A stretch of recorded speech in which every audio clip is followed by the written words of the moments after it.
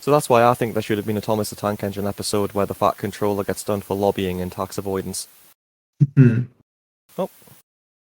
Okay. Hey guys, welcome to the i5 podcast. It's just a quick one today because we've been working on quite a complicated series to do with Ukraine. This is on the recent resignation. Recent resignation. It was more of a sacking, really. First one we've seen in a while. I think the last one was Priti Patel getting sacked. Nadeem Zahawi has been removed from government by Rishi Sunak. We're going to go into detail about that now. With me as ever is my co-host Jim. Hello. And let's get to it.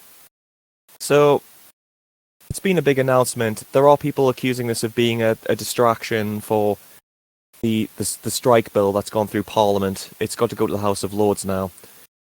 I think it's a bit of both. It is quite a big story. You know, the mainstream media is going to focus on it. So before we get into what he's actually done, this actually isn't the first time he's been in the spotlight. He became Chancellor during Boris Johnson's squatting in number 10 when he was trying to hold on and build a cabinet. He blackmailed him to do it and then resigned straight after, and also claimed expenses for his horse's heating bill. And then when he was caught, he gave it back. But it's still the fact that he actually did it. And this was during when people were struggling paying their own heating bills. So he's not particularly adept when it comes to applying self-awareness. I mean, the real question is, were the money actually for his horse's heating bill, or were they spent for something else? I don't think we will ever know, but it does make you wonder. He's probably had to provide receipts and things, but I don't know either. You can't really trust... I mean, do you trust any politicians at this point? Absolutely not. He was basically given a token position in Sunak's government. He didn't really want to fit him in the cabinet, so he basically made him the head chair. It was part of an attempt for Sunak, because if you remember Sunak's election, he bypassed the members completely. He's not a popular prime minister, and I think now he'll be more isolated than ever. He's trying to keep all the factions and rivals happy. But, yeah, because Zahawi is known for not particularly being that bright, he was given a token position over an actual one. So, just to get into the meat of it, what's he actually done? Well, the problem is, he's accepted multiple posts within the government, including being Chancellor of the Exchequer, a position which would make him in charge of the entire tax system, whilst being investigated by HMRC for mishandling or being careless with his share commissions, and didn't declare them properly. There was also moving of them as well. I mean, I don't even know what to say to that. I mean, how on earth do you even get it? I know there are different government departments, but it's the fact he was allowed to become Chancellor of the Exchequer while being investigated by the HMRC.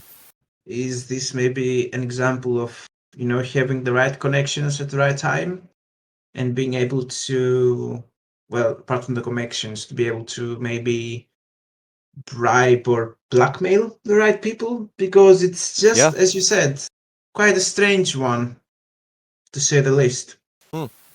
And just to build on what the point you've just made, one of the big questions is, did Sunak know about this before he hired him? You know, just as a quick tangent, the same with Gav Williamson with the bullying. I bet he did, because as a prime minister, I'm pretty sure you must have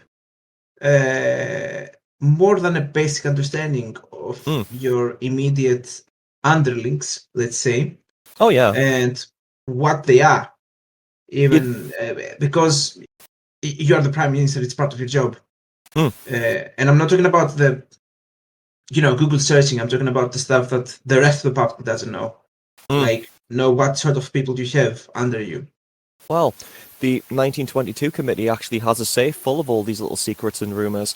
If someone even says a passing rumour about someone, like, oh, this guy might be cheating on his wife, it goes in the safe. It's as infamous as the one in The Sun. The Sun's editing officers. So is it safe to say that the walls have ears, basically? Pretty much. And let's say that even if that didn't get back to Sunak, because the 1922 committee effectively run the Tory party from, behind the scenes, very overtly, to be honest, you'd think Sunak would sit everybody down in his cabinet, excuse me, after all of the scandals with Johnson. You'd think when Sunak got in, you'd think Truss would have done this as well, because remember, Braverman got fired for data leaks, so this kind of thing hasn't just happened to Sunak. You'd think Sunak would sit his politicians down and say to them, have you done anything which might come back to haunt me? And you think he'd have that survival instinct, because this is going to make him look bad. I mean, okay, so first of all, sitting down the different people and saying, have you done anything to haunt me? Would you expect the other person to say, oh, yeah, you know what happened 2 years ago? I was involved in some woman underage trafficking. Not a big deal, you know, it's I water know. beneath the bridge, right? I mean, you would expect the other person to be honest, basically. You would. Uh, You wouldn't, but I would expect that he would do some background checks. Like, you think there'd yes, be some that kind is of true. background Yeah, check? yeah, yeah. I mean, I know. Sorry, I just mean to say, as well. We're not talking about dirty dealings in some foreign country here. We're talking about a registered thing within the HMRC. Yeah. Like I said, I believe it's more the case that being able to bribe Mm. and blackmail the right people at the right Yeah. time, because all the stuff he did is not something that he did like immediately in a period of like 2 or 3 days. It's stuff it's stuff that's been piling up Yeah. ever since like Boris Johnson's time of era, Yeah. as you If mentioned earlier yourself. yeah, he's had this investigation going into him for about well, across a few positions. I mean, obviously, I know as well they're not going to be honest when you tell them. I was just really trying to say as well, you'd think there'd be a background check as part of the have you done anything? You'd think that because, like I said, even a background check, because this is on government system, the HMRC have had this on record, it's not been some top secret thing. You'd think there'd be some basic background checks before you enter government. I mean, if you try and get a job in the civil service, they do some basic CRB checks. Hell, there are some call center jobs where they check to see if you've had any CCJs, you know? Sorry, what is a CCJ? County court judgment. Some of them even do checks to see if you've had anything, if you've had any tax problems. Because the idea is if you've had any tax problems, this isn't to do really with Zahawi because he's loaded. The idea is they do these financial background checks to make sure that you're not vulnerable to blackmail. So for example, there are some government jobs where if you have a county court judgment against you for avoidance of paying debt, they wouldn't allow you to have that job. I mean, he's not vulnerable to blackmail because he's doing the blackmail, right? Yeah. I'm just saying that the procedures are there, if you know what I mean, to check if he's actually got any problems with the taxman. Right. And this is basically, it's came to an end as he's reportedly had to settle HMRC with a £1 million payment. And there's also a 30 grand fine thrown in there. The word being used is careless, in terms of the legal definition, neglecting to do the right thing. There's been some reports in newspapers that the tax issue was as high as 5 million. So there's quite high numbers being thrown around. Wait a minute, sorry to interrupt, but he was owing 5 million, he didn't pay them, so therefore he paid a fine of 1 million? Apparently. Wow. All that's come out is he's made a £1 million payment to settle things with them, so it's finally settled. But it's more the fact, as well, what we were saying about honesty. Like, I was just trying to make the point very clumsily that Sunak could have done a background check as part of that, you know, have you done anything wrong? You could do a simple background check. It's the fact that he accepted these positions without actually declaring that he had this investigation going on you know, going into him. So, yeah, that's what's done him. And he's been found guilty from, as Sunak ordered an independent inquiry from an ethical commission, an ethical investigator rather. He's been found to have breached the ministerial code 7 times, which has resulted in Sunak having to sack him. Sunak really had to sack him for this. Oh, okay, so the important lesson here is that 7 is the limit, right? Apparently. It's more as well that one of the major breaches is all about not declaring. I imagine they wouldn't have taken him on if he had have declared them, which is why he kept them a secret. I'm just stunned. You'd think I can't believe that the HMRC wouldn't tell the Prime Minister, by the way, the guy you've hired to be Chancellor of the Exchequer or the guy you've got on your front bench, you do know he's having some tax issues, don't you? Apparently not. Oh, just like I said, when I was, I know I keep on hammering this because I phrased it very badly. I know they wouldn't be honest when you sit them down and you say, oh, of course they're not going to be honest about what's on in their past, but you'd think there'd be basic background checks done within government. Just because, you know, just because... I'm pretty sure they happen, but it's the question of how reliable is the person who performs it. True. because what we're seeing here is corruption in government bureaucracy as well. Yeah, which is again nothing new, but Yeah. it still is disappointing to say Mm. the least. To be honest, I don't know what to make of the current, just as a quick tangent, I don't know what to make of the current relationship between the government and the civil service, because right now you've got government ministers calling the civil service a bunch of traitors. I mean, So can you blame them? well, yeah, I mean, I can't really blame them. You know, if I had a minister who I wanted in and he became a scandal for me and they basically blew the whistle on him having a tax issue, I'd say that is, but you know what, is that doing their job or being a betrayal? Yeah, It's and just kind of those things that. Oh, sorry. no, carry on.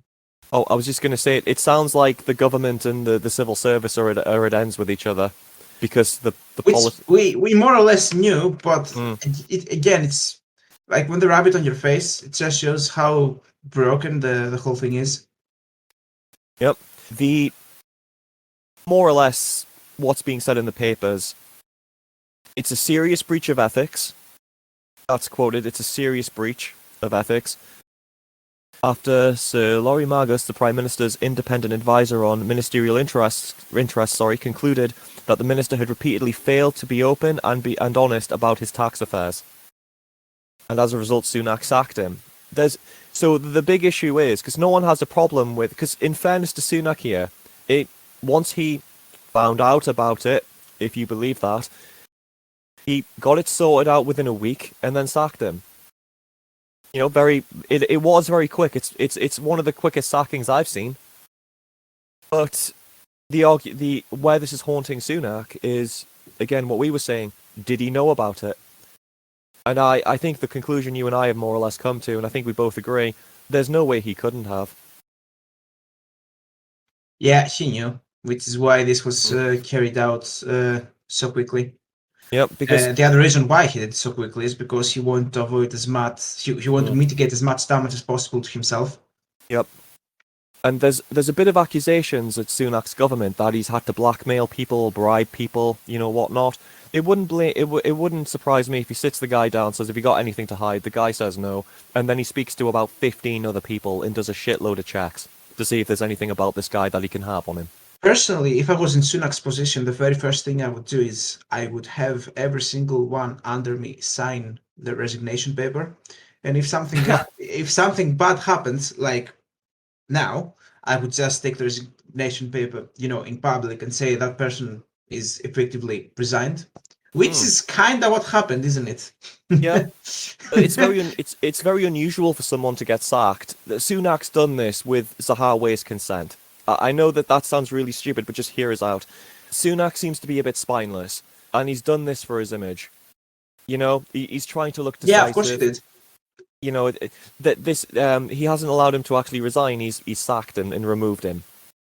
So yeah, Sunak. I don't think people are buying it because people are already saying. Excuse me. People are already saying, well, hold on. If you've sacked him for a tax affair that he fixed, he has paid them off. He has resolved it. We're laughing at him, and it's pretty bad. You know, let's be honest here. There are people who've done pretty crap things. Who he's kept in government, like for example Suella Braverman, who was sacked for data leaks. And 6 days later, under trust, she was sacked, and then 6 days later, Sunak hired her. Now it was very public that she had to be sacked for the data leaks. You know, using non-private emails and whatnot, which is a serious thing because you're talking about government information. Yet he still hired her, knowing that. And then straight away, there were more data leaks. She kept her job. People said, oh, she's held herself accountable. And then we had Manston, with the immigrants being kept in inhumane conditions. So, I mean, that's pretty bad. And she's still there. She hasn't been sacked. But that's because she has potentially an association with certain think tanks within the Tory party, so she has a lot of influence and she has a lot of backers. Though you could just as easily get rid of her now and replace her with someone else, but I imagine he wants her kept in to keep on promoting the Rwanda policy and have that extreme position on immigration to attract that kind of market audience, or voter base rather. Yeah, possibly.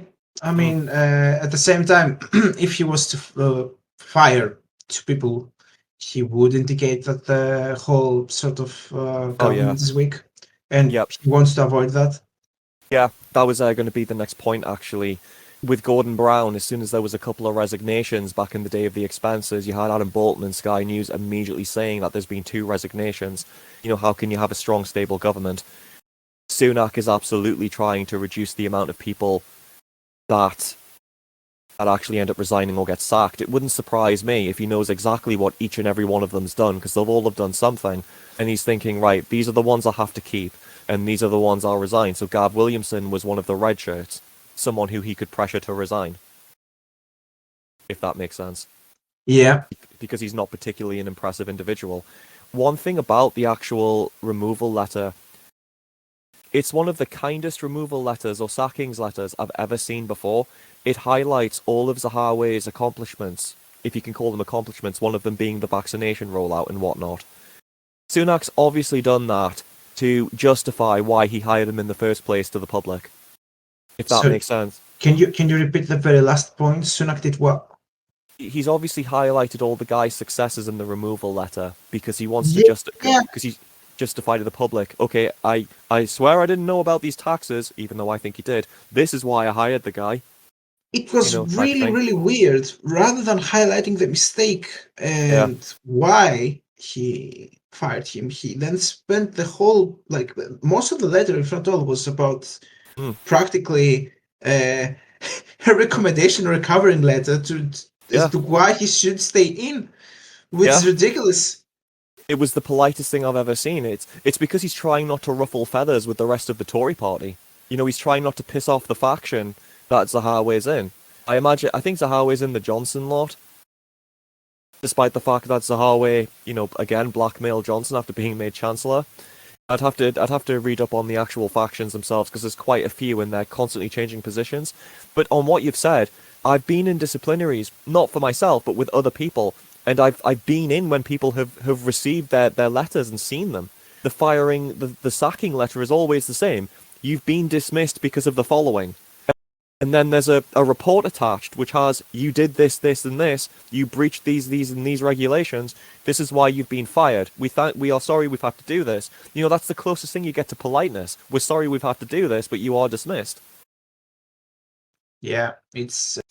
when you're dismissing someone because he broke the rules, you don't say, I'm sorry, for my part. Yep. You pretty much tell him you did wrong. Fuck off.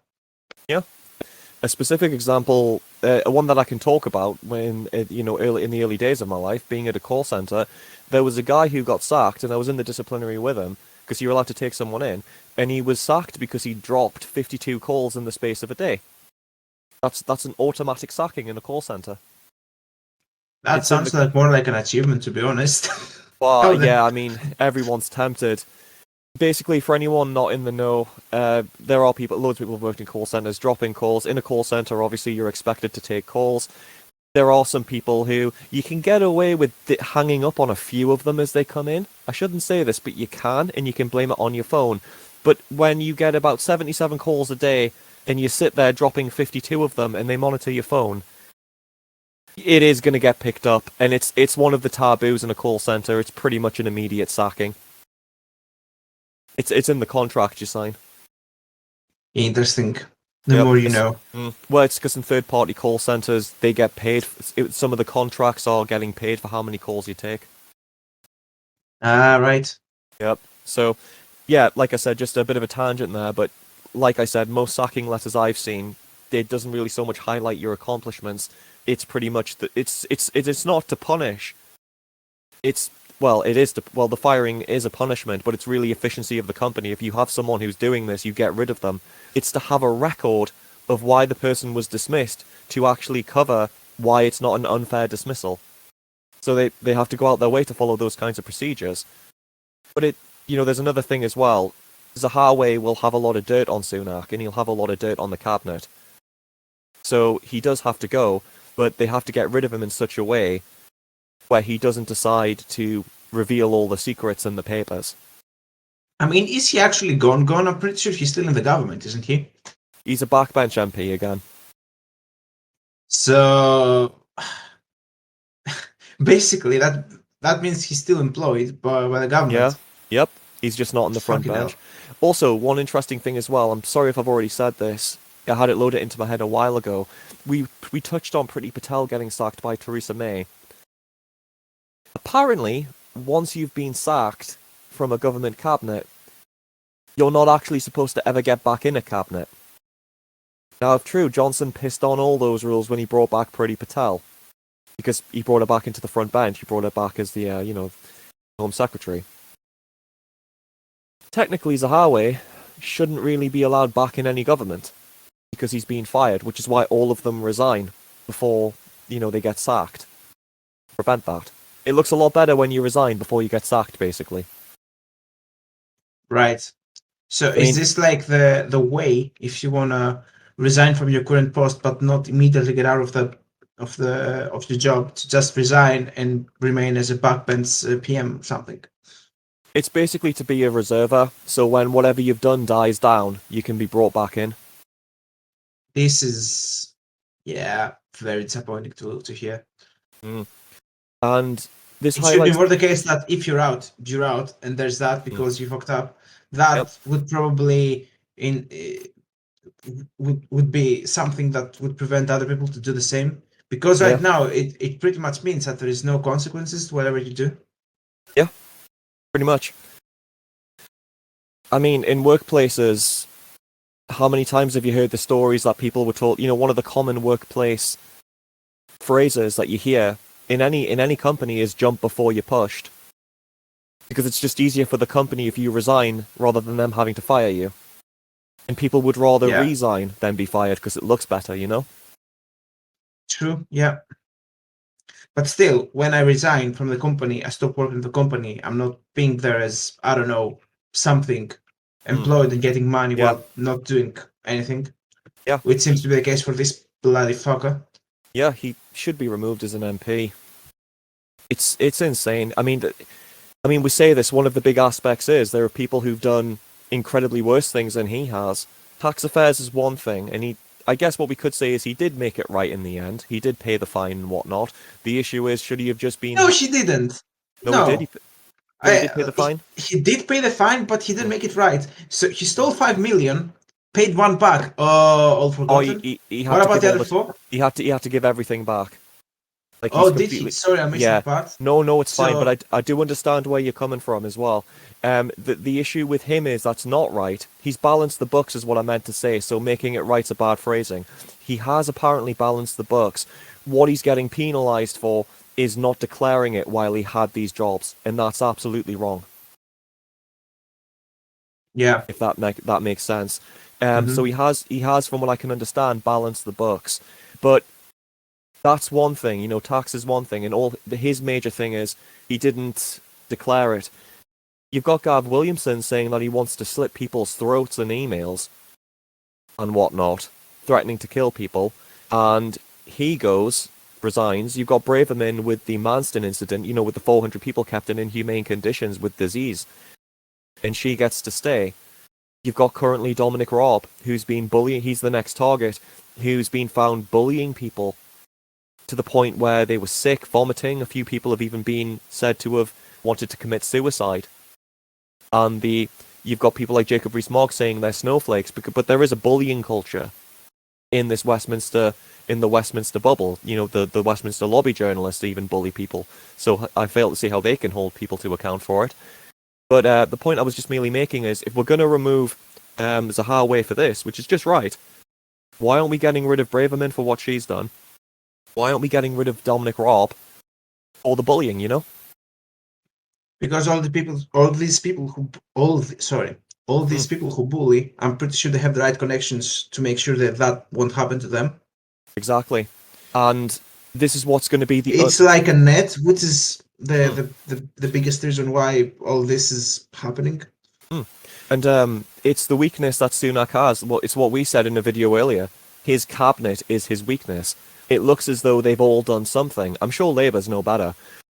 It's just they've been in government for so long, it looks as though every single person in his cabinet has done something. And the press are honing in on them one at a time in order to destabilise his government and try and get rid of him. So aside from Sunak not being particularly an impressive prime minister, the cabinet seems to be the weakness. You know, we've had Williamson gone, we've had all of the stuff on Braverman, and the longer Braverman's in, as long as Braverman's in, he's still going to be open to a lot of attack for keeping her, so there's a plus for her. Zahawi is now gone, Dominic Raab is now the next target. Basically, he's going to be more and more isolated with this cabinet, who seems to be completely toxic. But there's one thing, though, if you notice. Penny Mordaunt. She has made quite a few errors. You know, first of all, there's our brother, who unfortunately we're not supposed to talk about. So, that's a scandal in itself.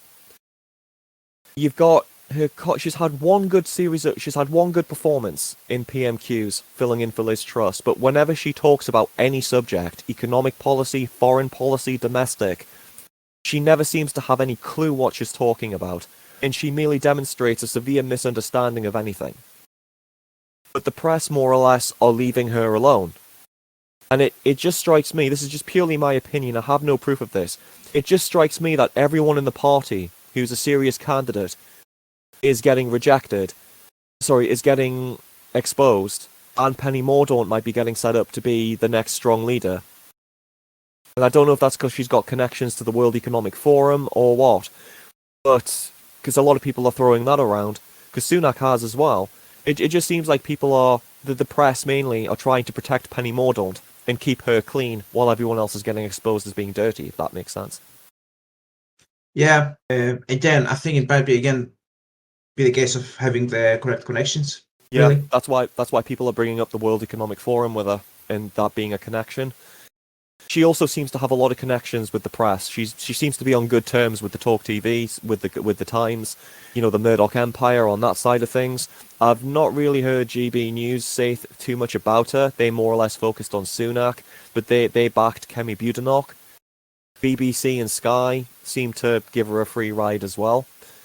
So yeah, I think you're right. She's got the right connections. Just unfortunately, we don't know all of who those connections are. For now, at least. I think the only thing left to say, really, just to go back on, is Zahawi's resignation letter as well, because this is going to be the confusing thing right before you say it. He has been removed. You know, we've seen the letter on the government website. Sunak has removed him, and he's also made a resignation letter. He doesn't really seem to be sorry for what he's done, bearing in mind the issue people have with him is that he didn't declare all of this stuff. Obviously, there's been a bit of shady deals. I do not think that this was an innocent mistake with these share commissions. Well, at the moment, it seems it's going to be like a first come, first served. Take as much as you can before you're being caught. Yeah. I don't think, like I said, I didn't mean to say make things right. He hasn't. He's just balanced the books because he fucking had to. He did try to get away with it. I can't believe this was just an honest mistake with his share commissions. He's just been caught. But he's shown no apology for it. He's shown no apology for concealing it. He's shown no remorse for trying to, rather keeping jobs while having this going on without declaring it. And on the other part of his letter, he seems to more or less blame the media for actually doing their job for once and holding him to account for it. So it's not a particularly proud moment for him. Aside from that, I think we've more or less said everything, really, unless you've got something to add. Yeah, not really. No. Yeah, but I've said every single thing I wanted to say about the topic. Yep. Me as well. I think I've cleared up as well everything. I think, like I said, the only thing that was left to say really was, in part, this was a distraction for this is acted as a distraction for the strike bill, to prevent people from being able to strike, which made it through Parliament this week, and it goes to the House of Lords now. So they are trying to sneak it through. It's going to be interesting to see the the consequences of that being passed through. Well, here's hoping it won't. But aside from that, yeah, I don't really have too much else to say about it. Do you? Yeah, no, me neither. Fair enough. In which case, that'll be the end of the video. Again, this was an i5 podcast, just a quick reaction to the recent removal of Zahawi. Like I said, we're a bit late at this one, but we've been doing quite a complex Ukraine series, which is also on its way out. For joining, I've been Jonathan. Yep, all the best. with my co-host Jim. Bye, guys. See you later.